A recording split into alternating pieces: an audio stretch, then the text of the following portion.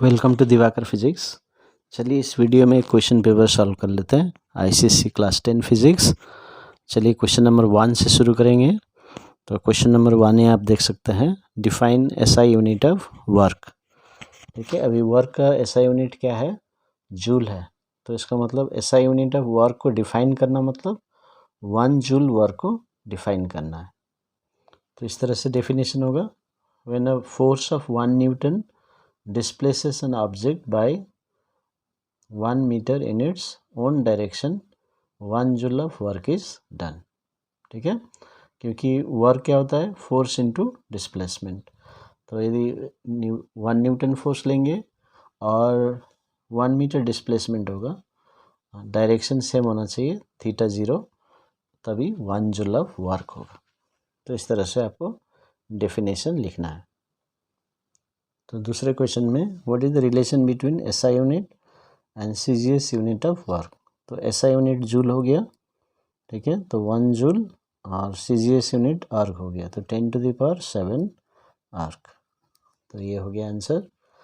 अभी next question है, metre scale is kept in equilibrium when supported at 60 centimetre mark and mass m is suspended from 90 centimeter mark as shown in the diagram. State with reasons whether weight of the scale is greater than, less than or equal to weight of the mass m। तो यहाँ पर compare करने के लिए बताया है। तो हम देख सकते हैं, जो मास ये 90 में है और axis of rotation pivoted point 60 में है। तो ये डिस्टेंस देखिए 30 मीटर होता है, ये 30। और वेट ऑफ द स्केल के बारे में बताया। अभी वेट कहाँ एक्ट करता है? सेंटर ऑफ ग्रेविटी में। ये मीटर स्केल है, मीटर स्केल मतलब ये 0, ये 100। तो ये 50 सेंटीमीटर में weight of the scale act करेगा। तो अभी ये वेट है 10 सेंटीमीटर के डिस्टेंस में। तो हम जानते हैं कि कम डिस्टेंस होने से ज़्यादा फोर्स लगता है। तो वेट कम डिस्टेंस में लग रहा है, इसलिए ये इसका वैल्यू ज़्यादा होना चाहिए। तो weight is more than the weight of mass because it is acting at the smaller distance. अब इसको दूसरे तरीके से भी सॉल्व कर सकते हैं। अभी मोमेंट क्या है? W into force into distance, और इसका मोमेंट क्या है? Force m into distance. इसका डिस्टेंस है 30। तो ये W इक्वल्स टू m 30/10। तो W is equal to 3m हो गया। देखिए, तो ऐसे कैलकुलेशन करके भी दिखा सकते हैं। तो W is greater then m, क्योंकि W is 3 times the mass. तो ऐसे भी लिख सकते हैं। ठीक है, फिर नेक्स्ट है, define the term mechanical advantage. तो इसका आंसर हो जाएगा, the ratio of load to effort is called the mechanical advantage. ठीक है, तो मैकेनिकल एडवांटेज होता है वो लोड बाय एफर्ट। मशीन में ये यूज होता है mechanical advantage, load by effort. Next question देखिए, what is the relation between mechanical advantage and velocity ratio for an ideal machine. जब आइडियल मशीन होता है तो ये एफिशिएंसी 100% होगा या 1 होगा। ठीक है, तो इसका मतलब एफिशिएंसी का जो फॉर्मूला है MA/VR, और एफिशिएंसी यहाँ पर क्या है? Ideal machine. तो आइडियल मशीन में 1 लगाना है, तो MA/VR। तो इसका मतलब हो गया MA is equal to VR। तो आपको सिर्फ लिख देना है MA is equal to VR। ये मैं एक्सप्लेन करने के लिए ये मैंने बताया, आपको सिर्फ लिखना है व्हाट इज़ द रिलेशन, बस MA is equal to VR। तो ये आपको लिखना है। नेक्स्ट क्वेश्चन है, name the type of single pulley which is use to multiply the force. तो ये सिंगल पुली रहेगा, लेकिन मल्टीप्लाई करने के लिए मूवेबल पुली रहेगा। ठीक है, सिंगल मूवेबल पुली। और changes the, name the type of single pulley which is use to change the direction of force. तो ये single fixed pulley.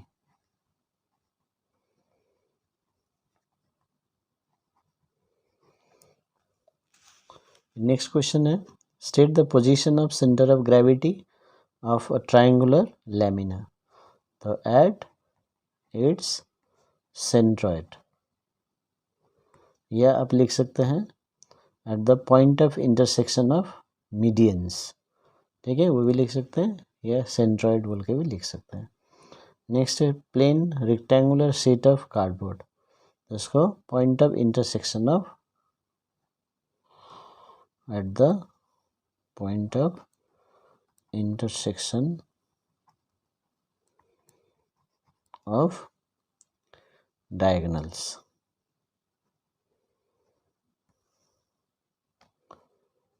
at the point of intersection of diagonals। ये हो गया। अभी नेक्स्ट क्वेश्चन में जाते हैं, लाइट का है। A light ray suffers reflection and refraction at the boundary while passing from air to water. Draw a neat level diagram to show this situation। तो यहाँ पर एक सरफेस ले लीजिए, ये वाटर है, डेंसर मीडियम, ठीक है, ये रेयर मीडियम एयर है। तो यहाँ से मान लीजिए एक लाइट आ गया। अभी यहाँ से हम नॉर्मल ड्रॉ करेंगे। तो नॉर्मल ड्रॉ करने के लिए हम प्रोटेक्टर का यूज़ करेंगे। तो प्रोटेक्टर यूज़ करेंगे, तो ये देखिए 90 डिग्री ये सरफेस के साथ मार्क करेंगे। तो ये हो गया 90 डिग्री। ठीक है, तो 90 डिग्री मार्क किया। अभी ये जाएगा एयर टू वाटर, तो रेयरर टू डेंसर, तो it will bend towards the normal. तो आप क्या करना है, इसको ये ओरिजिनल डायरेक्शन, ये it will bend towards the normal. ये तो ये हो गया रिफ्रैक्टेड रे। अभी रिफ्लेक्टेड भी होता है, पार्शियल रिफ्लेक्शन। तो उसके लिए आपको क्या करना है, ये एंगल मेज़र करना है। ये एंगल मेज़र कीजिए। देखिए मैंने ये 50 डिग्री बनाया, तो इस साइड भी 50 डिग्री में ये रिफ्लेक्ट करेगा। For reflection angle of incidence is equal to angle of reflection.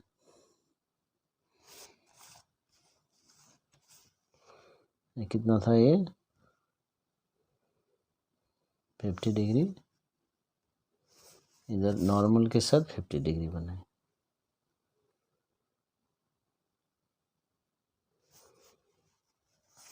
ये हो गया नॉर्मल के साथ 50, ये भी 50 हो जाएगा ऐसे।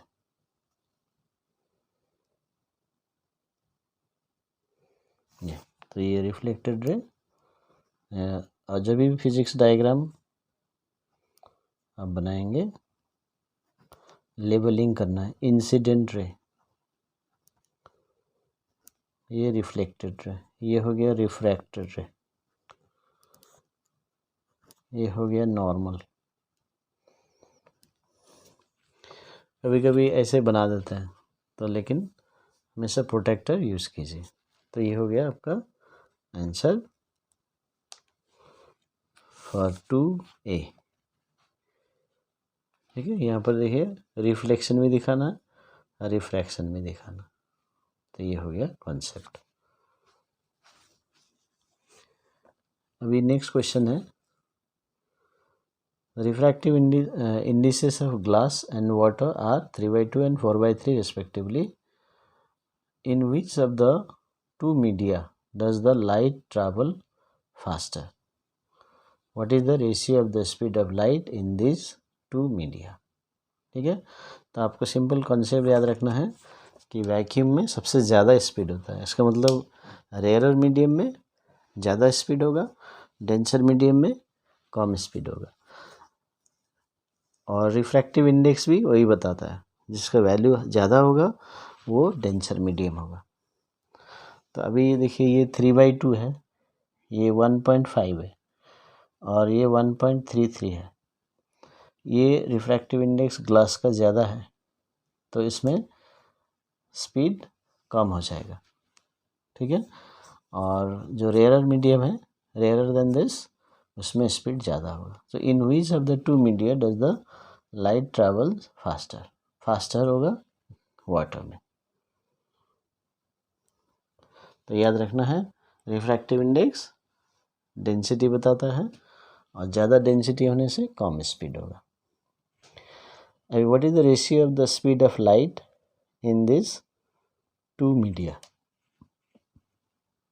तो इसको ऐसे कर सकते हैं, जो Vg होता है Vg/Vw, speed of light in glass by speed of light in water.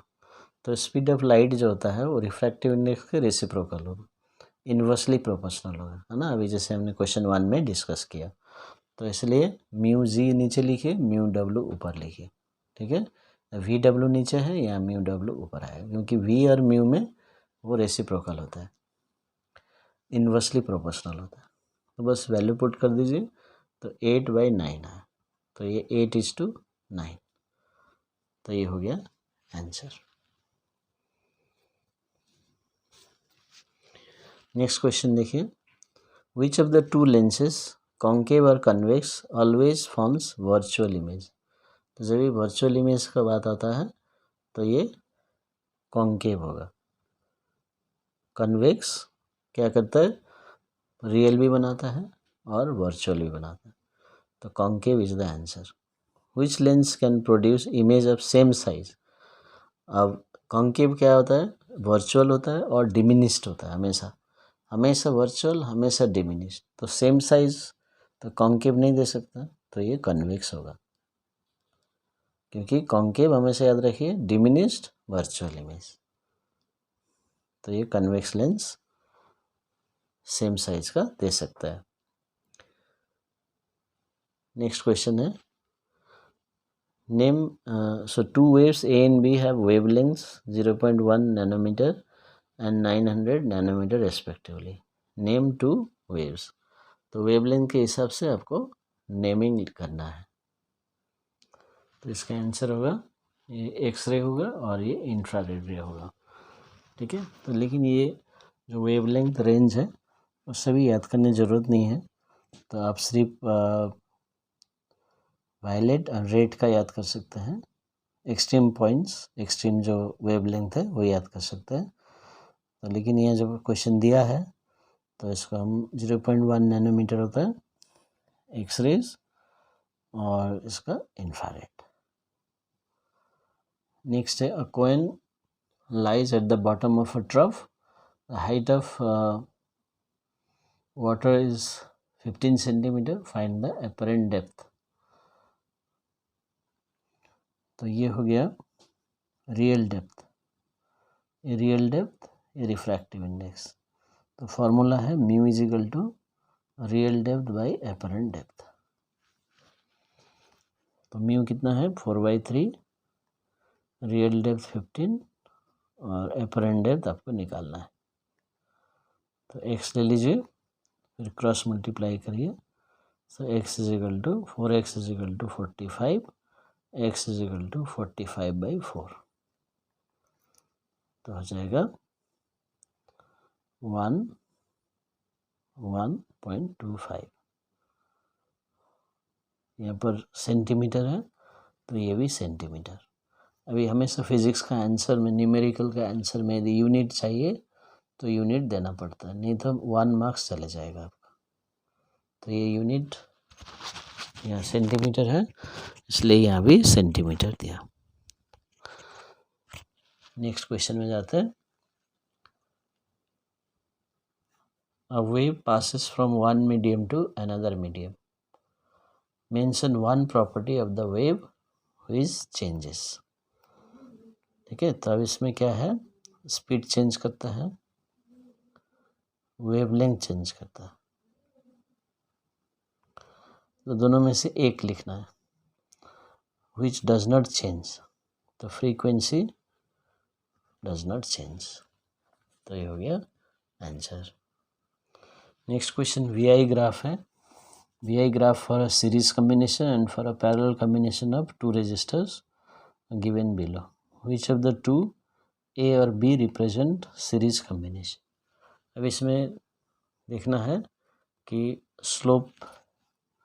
Slope से हम रेजिस्टेंस निकाल सकते हैं। तो resistance is equal to slope of VI graph. तो VI ग्राफ का जो स्लोप होता है वो रेजिस्टेंस बताता है, ठीक है। तो अभी हम किसका स्लोप ज़्यादा है, तो जो एक्स एक्सिस के साथ ज़्यादा एंगल बनाता है उसका स्लोप ज़्यादा होता है। अब देखिए एक्स एक्सिस के साथ, ये एक्स एक्सिस है, इसके साथ ये ज़्यादा एंगल बना रहा है, ये कम कर रहा है। तो बी का ज़्यादा एंगल है तो बी का स्लोप ज़्यादा है, बी का स्लोप ज़्यादा है तो बी का रेजिस्टेंस ज़्यादा होगा। So R B is greater than R A. क्यों? क्योंकि slope of B is more than slope of A. Slope of A. तो ये याद रखिए। तो अब रेजिस्टेंस B का ज़्यादा है। अभी सीरीज़ में क्या होता है, सीरीज़ का फॉर्मूला आपको मालूम है, RS is equal to R1 plus R2। मान लीजिए 2 रेजिस्टर्स है तो R1 प्लस R2, और पैरेलल में क्या होता है 1/RP is equal to 1/R1 plus 1/R2। तो ये क्या करता है, जो RP होता है वो less than R1 and R2, यानी रेजिस्टेंस कम हो जाता है, जो ये कंबाइन करते हैं उससे भी कम हो जाता है। और इसमें देखिए दोनों को ऐड करते हैं तो obviously RS is greater then R1 R2, दोनों से बढ़ जाता है। तो इसका मतलब है RS is greater then RP। तो जो रेजिस्टेंस ऑफ सीरीज जो होगा वो पैरेलल से हमेशा बड़ा होगा, इसलिए अभी ये RB बड़ा है तो B is series. So which of the to represent series combination, तो आंसर होगा B, क्योंकि उसका रेजिस्टेंस ज़्यादा है, क्योंकि उसका स्लोप ज़्यादा है। तो ये आपको समझना है। Which physical quantity with respect to the graph enables you to come to the conclusion। तो हमने दो चीज़ हमने याद किया है ना, slope, the physical quantity with respect to the graph enables you to come to this conclusion। तो हमने रेजिस्टेंस यहाँ लिख सकते हैं, रेजिस्टेंस पता किया, फिर आपने कौन सीरीज है कौन वो बताया। Which has more heat, 1 gram of ice or 1 gram of water at 0 degree Celsius. Actually जब ice at 0 degree Celsius heat करते हैं तभी वो वाटर बनता है, लेकिन टेम्परेचर चेंज नहीं होता है। तो जो एक्स्ट्रा हीट दिया जाता है वो वाटर में रहेगा विदाउट राइज इन टेम्परेचर, उसको बोलते हैं लैटेंट हीट। इसलिए आंसर है ये 1 gram of water at 0 degree Celsius, because 1 gram of ice at 0 degree Celsius absorbs latent heat to melt into water without rise in temperature। ये हो गया answer. तो टेम्परेचर तो वही रहेगा 0, लेकिन जो हीट दिया है हमने आइस को वो अभी वाटर बना देगा और वो हीट वाटर के पास रहेगा, इसलिए वाटर के पास ज़्यादा एनर्जी होगा। In which unit does the electric meter in a house measure the electrical energy consumed. तो इसको लिखना है kilowatt hour. What is its value in kilo SI unit. अभी ये एनर्जी का बात आ रहा है, तो 1 kilowatt hour into 3.6 into 10⁶ joule. Joule is the SI unit of energy, this is the commercial unit of energy. तो ये दोनों का relation. State any two differences between sound wave and light wave. ये sound wave travels with the speed of 330 metre per second in air, है ना। तो air में 330 metre per second से चलता है, लेकिन लाइट जो है बहुत ज़्यादा स्पीड है, 3 × 10⁸ metre per second in air. तो इसमें स्पीड का डिफरेंस हो गया। फिर sound wave is longitudinal wave and light wave is a transverse wave. तो अलग अलग टाइप से ये लोग मूव करते हैं। तो लॉन्गिट्यूडनल वेव में क्या होता है, the vibration of particle is along the propagation of sound wave, यानी कि सेम डायरेक्शन में रहेगा। पार्टिकल वाइब्रेशन जो करेगा, साउंड वेव भी उसी डायरेक्शन में जाएगा। और लाइट वेव क्या होता है, जो इलेक्ट्रिक फील्ड और मैग्नेटिक फील्ड उसमें वाइब्रेट करते हैं, वो perpendicular direction to the propagation of light wave, यानी कि वेव जिधर जाता है उसके परपेंडिकुलर डायरेक्शन में ये electric field and magnetic field vibrate करेंगे। लेकिन साउंड वेव में same direction, vibration of particles and sound wave दोनों एक ही डायरेक्शन में जाएंगे। तो ये हो गया दो डिफरेंस। तो क्वेश्चन 4 में जाते हैं। Certain radioactive radiation which when emitted from a nucleus leaves the mass of the nucleus unchanged but the atomic number increased by 1. Identify the radiation. अभी देखिए 3 टाइप का रेडिएशन होता है, अल्फा बीटा गामा, है ना। रेडियो एक्टिव रेडिएशन जो होता है अल्फा बीटा गामा, और इसमें बताता है मास सेम रहेगा, एटॉमिक नंबर बढ़ जाता है। तो ये बीटा पार्टिकल्स या beta radiation, beta raise.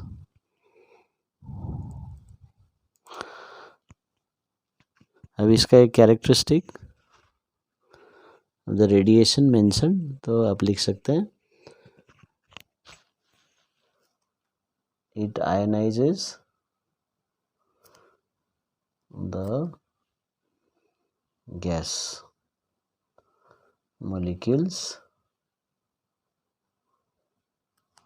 it ionizes the gas molecules। तो ये इतने लिख सकते हैं, ये इसका आयनाइजिंग पावर है, आप लिख सकते हैं। नेक्स्ट क्वेश्चन है state 2 properties of infrared radiations. Infrared radiation का 2 प्रॉपर्टी, तो आप लिख सकते हैं they have heating property and they obey the laws of refraction. ठीक है, और आप चाहे तो और भी जो प्रॉपर्टीज कॉमन प्रॉपर्टीज में है वो उसमें से कोई भी 2 लिख सकते हैं। जो कॉमन प्रॉपर्टीज पढ़ना है और उसमें से कोई भी 2 प्रॉपर्टी लिख सकते हैं। ठीक है, तो ये हो गया 2 properties of infrared radiation.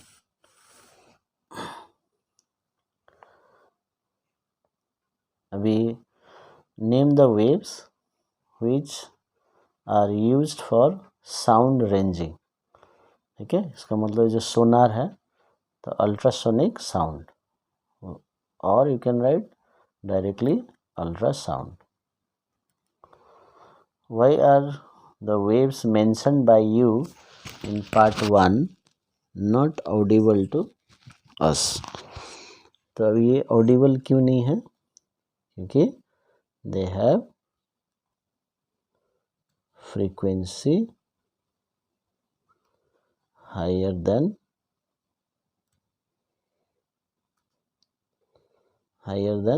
20,000 hertz.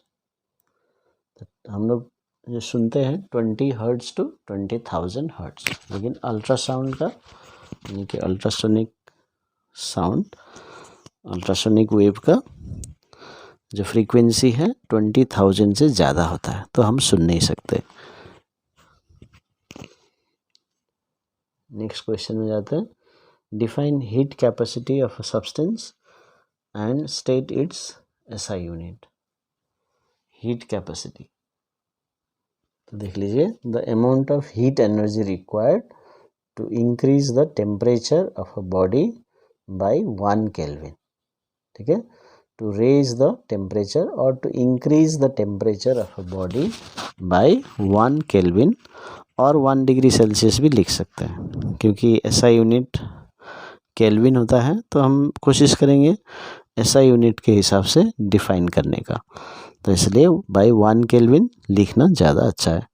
तो ये हो गया हीट कैपेसिटी, ठीक है।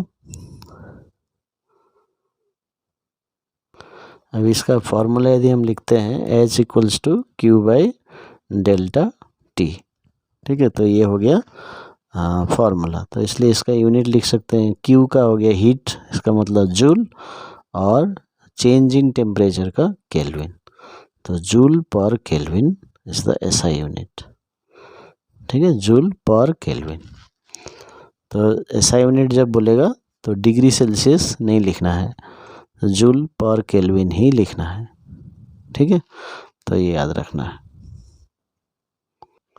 नेक्स्ट क्वेश्चन देखिए, name the nuclear radiations which affect the atomic number of parent nucleus. तो इसमें आप अल्फ़ा एंड बीटा लिखना है, क्योंकि अल्फ़ा निकलने से एटॉमिक नंबर डिक्रीजेज बाय 2 और बीटा निकलने से इंक्रीजेज बाय 1, जैसे हमने ऊपर में किया, ठीक है। तो अल्फ़ा बीटा दोनों ही आंसर होगा। और गामा निकलता है तो एटॉमिक नंबर चेंज नहीं होता है, तो इसलिए इसका आंसर होगा अल्फ़ा बीटा। चलिए सेक्शन 2 में हम जाते हैं। Question number 5, half metre rule is suspended by a thread from a midpoint of the ruler as shown in the diagram.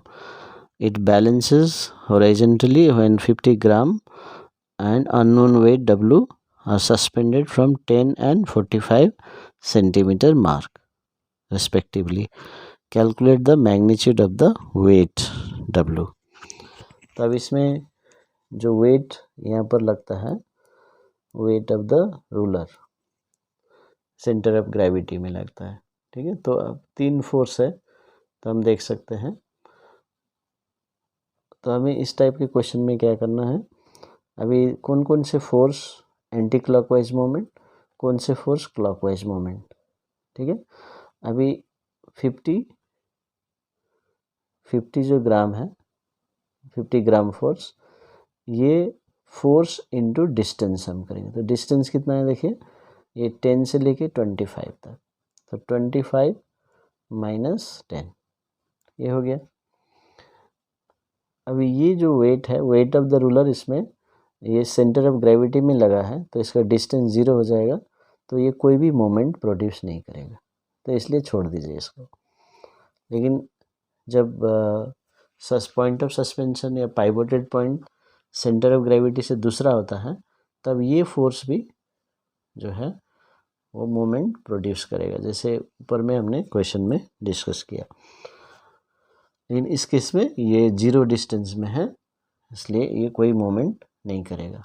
तो अभी W में जाते हैं, तो W करेगा क्लॉकवाइज मोमेंट, देखिए, और ये एंटी क्लॉकवाइज मोमेंट, तो इसलिए is equal to anti clockwise moment कर देंगे। Anti clockwise moment is equal to clockwise moment, तो इक्वल टू साइन बीच में आएगा, एक साइड में क्लॉकवाइज मोमेंट, दूसरे साइड में एंटी क्लॉकवाइज मोमेंट। तो W इंटू क्या होगा, देखिए ये 45 में लग रहा है और हमारा एक्सिस ऑफ रोटेशन 25 में, तो 45 माइनस 25 डिस्टेंस चाहिए हमको, ठीक है। तो 50 into 15 is equal to W into 20, तो W आ जाएगा 15 into 15 by 50 into 15 by 20, so 75 by 2, so 37.5 gram W निकाल रहे हैं, ठीक है। वेट W, तो W ग्राम फोर्स लिख दीजिए, 37.5 ग्राम फोर्स। तो ये हो गया इस तरह से तरीका। क्लॉकवाइज मोमेंट कितना है, एंटी क्लॉकवाइज मोमेंट कितना, तो ये हमको देखना है। नेक्स्ट क्वेश्चन में जाते हैं। What is the velocity ratio of the पुली। अब ये जो पुली है, देखिए ये फिक्स्ड नहीं है, ये मूवेबल है, तो वेलोसिटी रेशियो 2 हो गया, how is it possible to change the direction of effort. अभी ये एफर्ट ऊपर की तरफ लग रहा है, डिफ़िकल्ट डायरेक्शन है, तो इसको नीचे करना है। तो क्या करेंगे हम यहाँ पर एक सिंगल फिक्स्ड पुली कनेक्ट कर देंगे ऐसे, ताकि ये एफर्ट हम नीचे लगा सकें। तो कैसे करेंगे, by passing the rope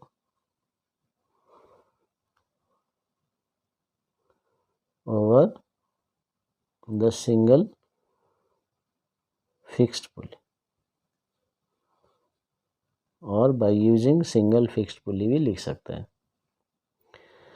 assuming no loss of energy calculate the magnitude of effort. ठीक है, अभी यहाँ पर हमने ऊपर क्वेश्चन में देखा कि V R is equal to M A, इसका मतलब एम ए कितना है, इसमें 2 है, क्योंकि वी आर 2 है। तो अब एम ए का होता है load by effort is equal to 2। Load कितना है देखिए 100 newton by E is equal to 2, so 2E equals to 100, so E is equal to 50, so 50 newton, 50 newton effort लगाना पड़ेगा। नेक्स्ट है state 2 differences between work and power. Work and power का difference है, पहले लिख सकते हैं the SI unit of work is joule, SI unit of power is what. और दूसरा है work, the amount of work done does not depend on time but the power depends on time. तो ये 2 डिफरेंस हो गया। और एक difference आप लिख सकते हैं डेफिनेशन। चलिए नेक्स्ट क्वेश्चन देखते हैं। नेक्स्ट क्वेश्चन में calculate the work done by a force 20 Newton if it displaces a body by 2.5 meter in its direction। तो इसका फॉर्मूला है W is equal to F into S. Cos theta भी होता है लेकिन इन इट्स ओन डायरेक्शन, इसका मतलब cos 0 1 होता है, वो नहीं लेंगे। तो फोर्स क्या है 20 और डिस्प्लेसमेंट 2.5, तो ये 50 जूल। तो ये हो गया आंसर। क्वेश्चन 6, तो यहाँ पर डायग्राम दिया है, ठीक है। कंप्लीट द पाथ ऑफ रे A be till it emerges out of the right angle isosceles glass prism. तो अभी यहाँ पर जो प्रिज्म है, तो यहाँ पर देखिए ये जो रे है वो 90 डिग्री में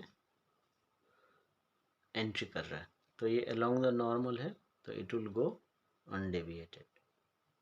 ठीक है, ऐसे करके ड्रॉ कीजिए अनडेविएटेड। अभी यहाँ पर जब जाएगा तब आपको यहाँ पर नॉर्मल ड्रॉ करना। नॉर्मल आप ऐसे कर सकते हैं,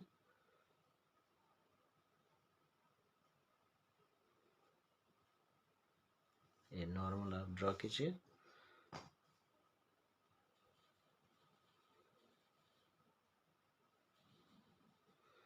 तो ये एंगल, ये हो गया एंगल ऑफ इंसिडेंस। अब कितना होगा देखिए, ये 90 डिग्री है, ये राइट आइसोसेलेस होने की वजह से ये 90 45 45 हो जाएगा।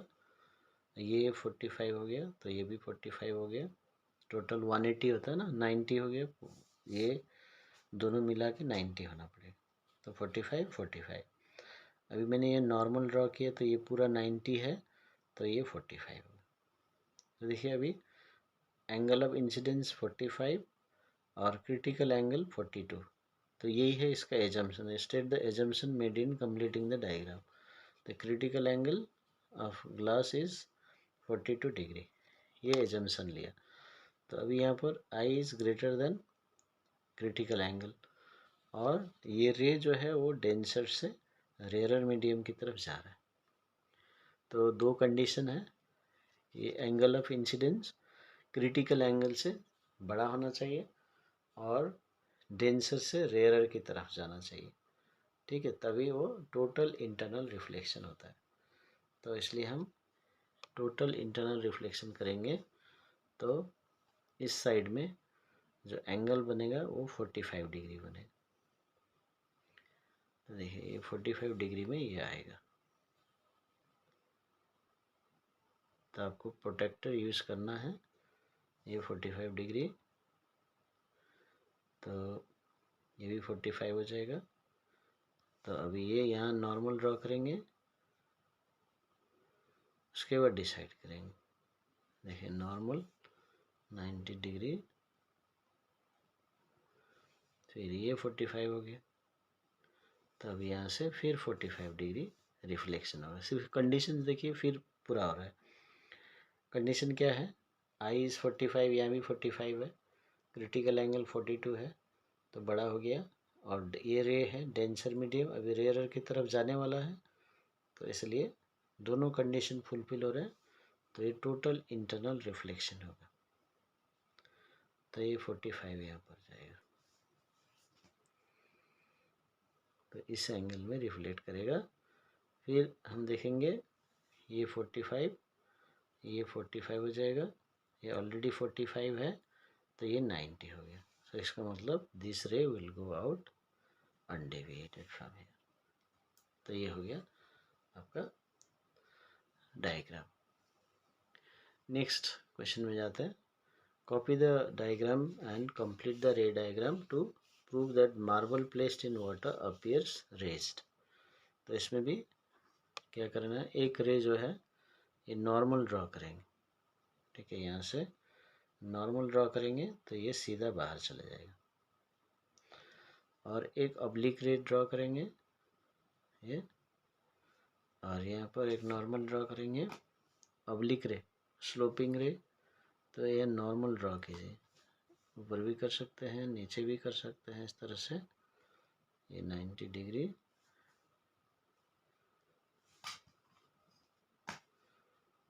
ये हो गया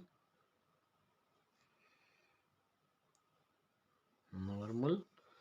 अभी क्या होता है, ये वाटर से एयर में जा रहा है, तो इसका मतलब ये ओरिजिनल डायरेक्शन से थोड़ा डेविएट होगा, इधर अवे फ्रॉम नॉर्मल जाएगा, तो ये जाएगा इधर। अभी ये जो रेज आ रहा है इसी में स्केल रखेंगे, फिर हम एक्सटेंड कर देंगे। तो देखिए ये दो रे यहाँ पर अपीयर कर रहे हैं, तो ये जो मार्बल है ये यहाँ दिखाई देगा। तो देखिए हो गया ना, रेज्ड हो गया। बस इतना ही करना है। नेक्स्ट क्वेश्चन में जाते हैं।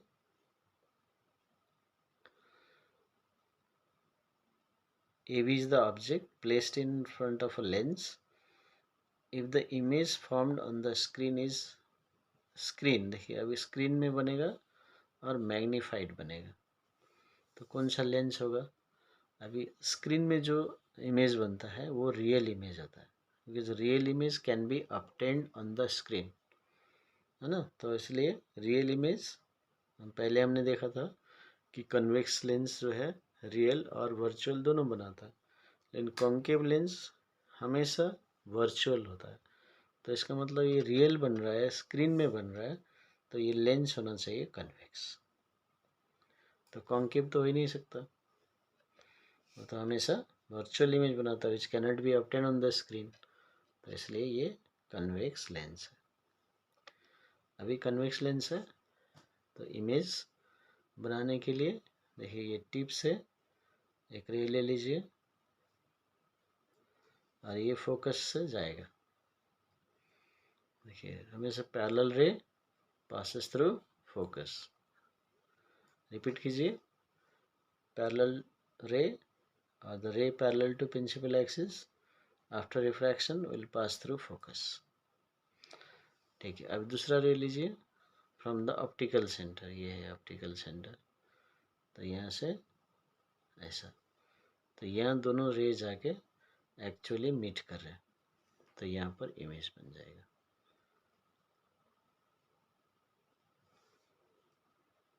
ये तो इमेज बन गया। तो कॉपी एंड कंप्लीट द, तो ये भी हो गया। Next question 7। Sometimes a rear view mirror of a bike starts vibrating violently at a particular speed. Why does the mirror start vibrating violently? ठीक है, तो इसमें क्या होता है, the frequency of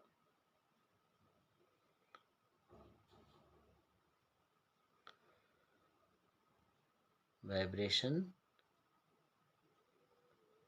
of pistons of engine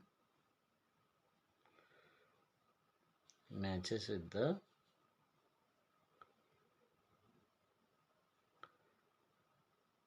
natural frequency of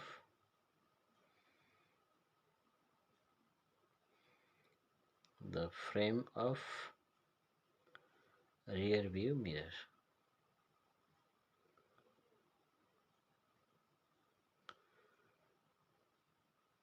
ये answer हो गया।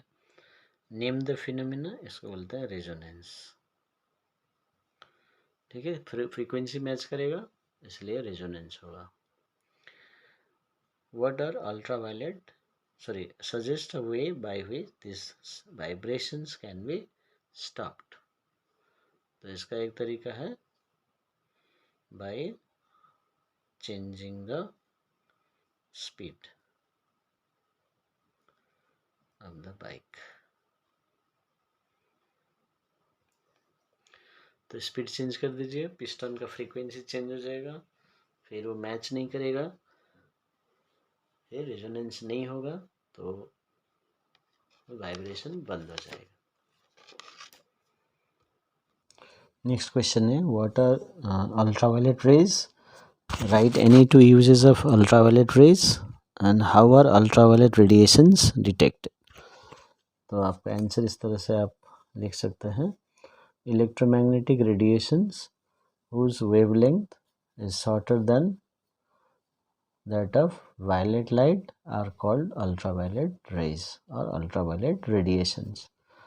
ठीक है, आप चाहे तो मेंशन कर सकते हैं वेवलेंथ का वैल्यू, जैसे 100 angstrom to 4000 angstrom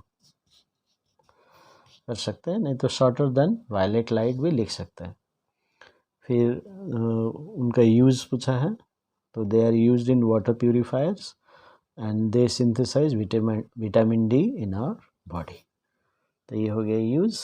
and how are they detected, so they are detected by observing change in colour from white to brown in silver chloride solution. तो आपको ये कौन सा सॉल्यूशन और क्या कलर चेंज है दोनों लिख दिया तो फुल मार्क्स मिलेगा। नेक्स्ट क्वेश्चन है रेडार से है, radar can detect the reflected waves from enemy aeroplane after a time interval of 0.02 milliseconds. The velocity of the wave is given, calculate the distance. तो डिस्टेंस VT/2 यूज़ कर सकते हैं इसमें। ठीक है, तो एयर ट्रैफिक कंट्रोल से जो रेडियो वेव से माइक्रोवेव्स भेजा है वहीं पर रिसीव हो रहा है, इसलिए ये फार्मूला यूज कर सकते हैं। तो वेलोसिटी है 3 × 10⁸, टाइम है 0.02 ×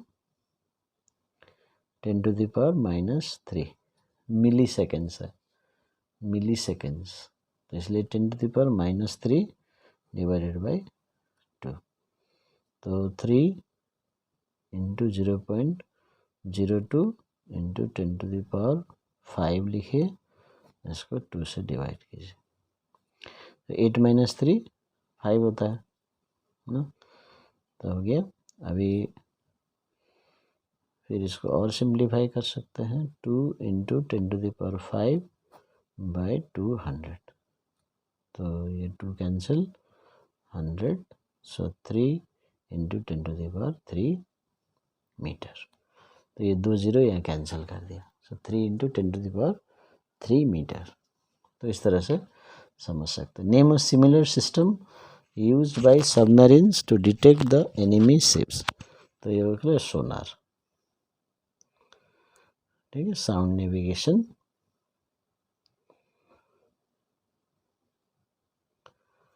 and ranging, sound navigation and ranging sonar में यूज होता है, ये इको मेथड है। नेक्स्ट है state any 2 differences between heat and temperature. तो पहला डेफिनेशन लिख सकते हैं, हीट और टेम्परेचर का, और चाहे ये 2 पॉइंट भी इजी पॉइंट्स लिख सकते हैं। तो क्या है, heat is the measure of potential and kinetic energy of molecules of a substance, और टेम्परेचर होता है measure of only kinetic energy of molecules of a substance.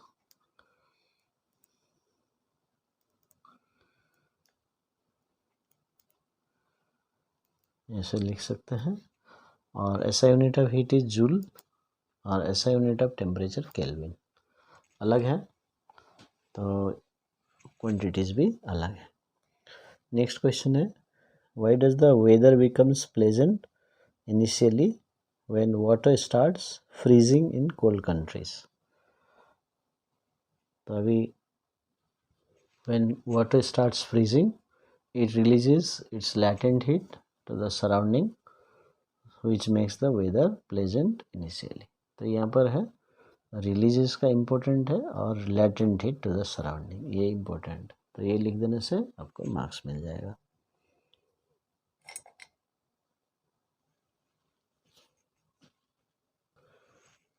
तो ये आपको समझ में आ गया हीट और टेम्परेचर का डिफरेंस।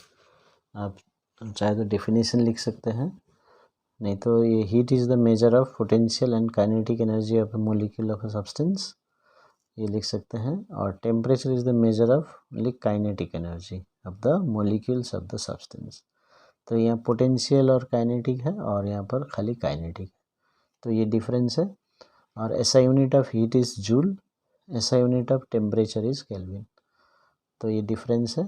नेक्स्ट है, why does the weather become pleasant initially when water starts freezing in cold countries. तो इसका आंसर है, when water starts freezing it releases its latent heat to the surrounding। ठीक है, जब freezing करेगा तो वाटर लूज करेगा, तो वो हीट कहाँ जाएगा, वो सराउंडिंग में जाएगा। So which makes the weather pleasant initially. तो ये हो गया नेक्स्ट आंसर। फिर what is the meaning of the statement heat capacity of a substance is 400 joule per kelvin. तो इसका मतलब ये जो 400 हीट कैपेसिटी होता है, इज अमाउंट ऑफ हीट। तो कितना हीट है यहाँ पर, 400 जूल है। तो 400 joule of heat is required to raise the temperature of the substance by 1 kelvin. ठीक है, तो यहीं से आपको आंसर मिल जाएगा। 400 joule of heat is required to raise the temperature of the substance by, per kelvin है इसलिए 1 केल्विन लिखेंगे। फिर state 2 factors on which the heat absorbed by a substance depends. तो इसका जो फार्मूला होता है Q is equal to MC delta T, इसी से हम समझ सकते हैं ये मास के ऊपर डिपेंड करता है। Change in temperature delta T, temperature नहीं, चेंज इन टेम्परेचर के ऊपर डिपेंड करता है। फिर जो C होता है वो स्पेसिफिक हीट कैपेसिटी कैरेक्टरिस्टिक्स है, तो वो नेचर ऑफ सब्सटेंस बोल सकते हैं। तो इसमें से 2 फैक्टर कोई भी लिख सकते हैं। तब आगे हम न्यूमेरिकल करेंगे। न्यूमेरिकल में 200 gram of hot water at 80 degrees Celsius is added to 300 gram of cold water at 10 degrees Celsius. Find the final temperature। तो ऐसे केस में हमें क्या करना है, दोनों साइड का लिखना है। ठीक है, यहाँ पर हॉट वाटर हो गया, कोल्ड वाटर हो गया। कभी कभी मेटल बॉल होता है, वाटर होता है, तो इसका मास कितना है, इसका C कितना है, इसका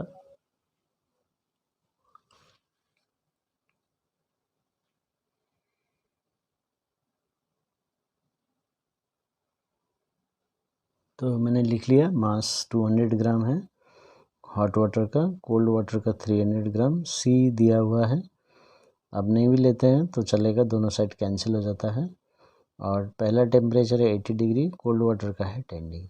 अब ये दोनों मिक्स कर देते हैं तो एक फाइनल टेम्परेचर यहाँ आ जाएगा, जो कि इससे कम होगा और इससे बड़ा होगा। क्यों, क्योंकि hot water will lose heat, तो temperature will fall, cold water will gain that heat, so temperature will increase.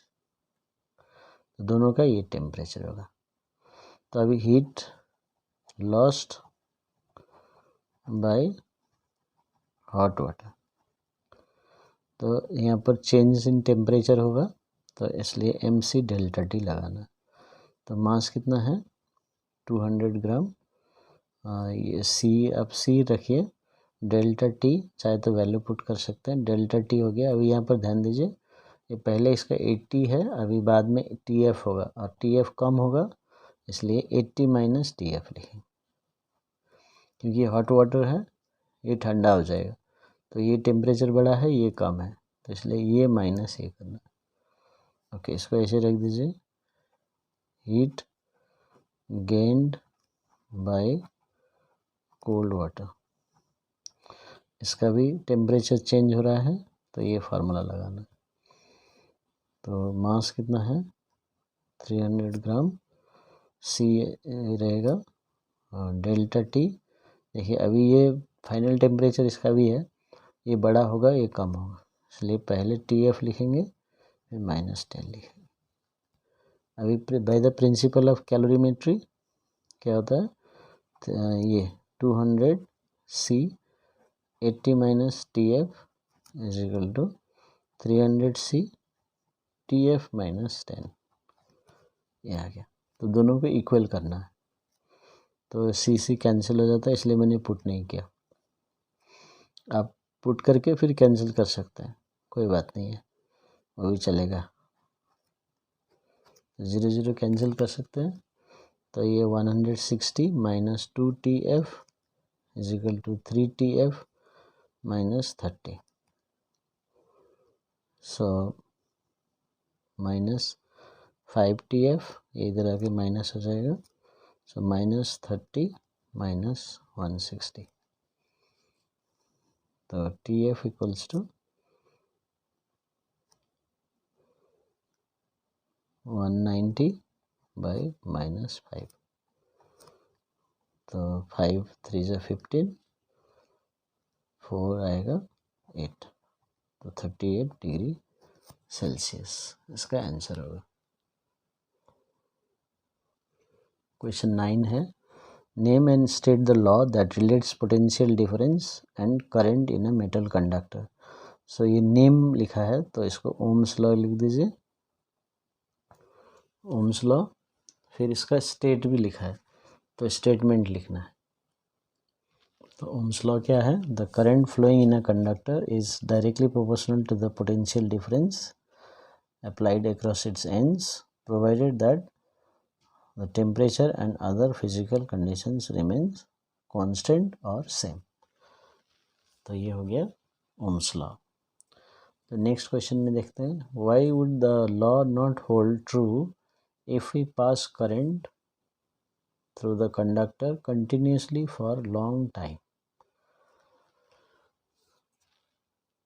तो इसका आंसर ये है कि when we pass current for long time temperature of the conductor increases due to the heating effect of current and resistance changes।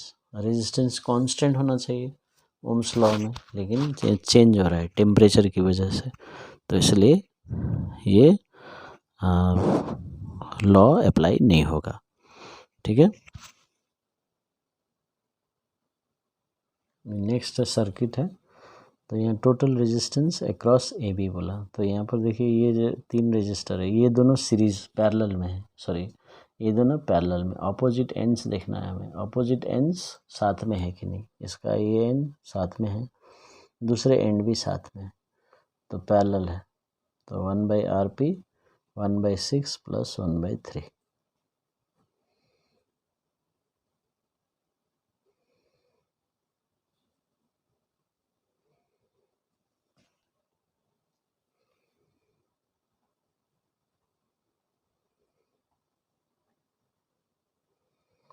तो यानी कि ये दोनों रेजिस्टेंस का इक्विवेलेंस है ये 2 ओम। ठीक है, इसका मतलब अभी ये 4 ओम का हमने कुछ भी नहीं किया, ये दोनों को सॉल्व करके एक सिंगल रेजिस्टेंस लाया ये दोनों पॉइंट के बीच में, तो ये 2 ओम है और ये 4 ओम है। तो रेजिस्टर अभी क्या है, ये और ये सीरीज में हो गए, तो RS इज इक्वल टू 4 + 2 6 ओम। तो ये हो गया इक्विवेलेंट रेजिस्टेंस। नेक्स्ट है define specific resistance and state its unit. तो स्पेसिफिक रेजिस्टेंस क्या है? तो resistance of a wire of length 1 meter and area of cross section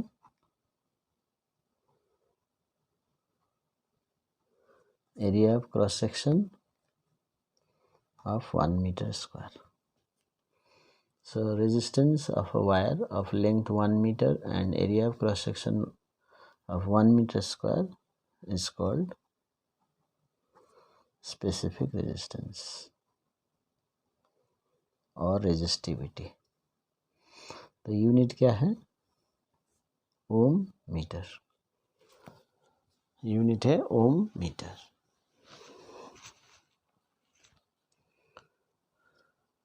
next question, calculate the energy consumed by a heater of 2 kilowatt 220 volt in kilowatt hour when operated for 4 hours. So इसमें power ले लीजिए 2 kilowatt और time है hours. कितना hours है? 4 hours. और जब हम किलोवाट आवर में एनर्जी निकालेंगे तो पावर को किलोवाट में चेंज करना है और टाइम को आवर्स में चेंज करना है। लेकिन यहाँ दोनों ही किलोवाट और आवर्स में दोनों ही जो चाहिए हमें वही है। तो अभी energy is equal to PT. So 2 into 4, so 8 kilowatt hour. तो ये हो गया आंसर। नेक्स्ट है state the composition of each. So alpha radiation, alpha क्या है? Doubly ionised helium atom. ठीक है, ये हो गया। और इसमें बोल सकते हैं 2 प्रोटॉन्स रहेंगे एंड 2 न्यूट्रॉन्स रहेंगे। 2 प्रोटॉन्स 2 न्यूट्रॉन्स। और बीटा रेडिएशंस ये इलेक्ट्रॉन्स रहेंगे। और गामा है electromagnetic waves.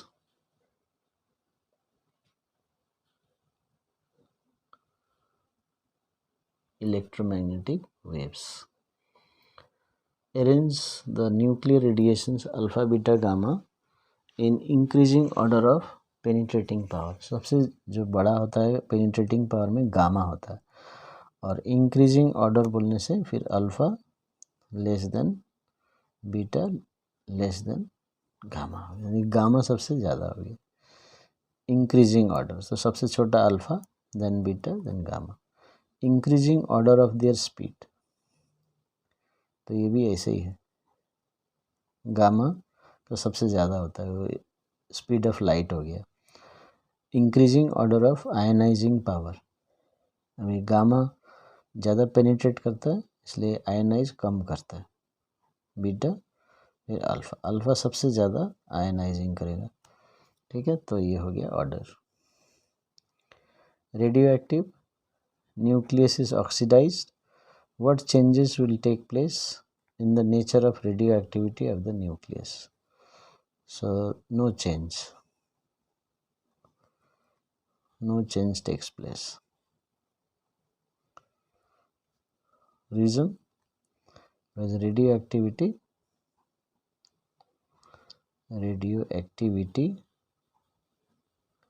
is a nuclear phenomena.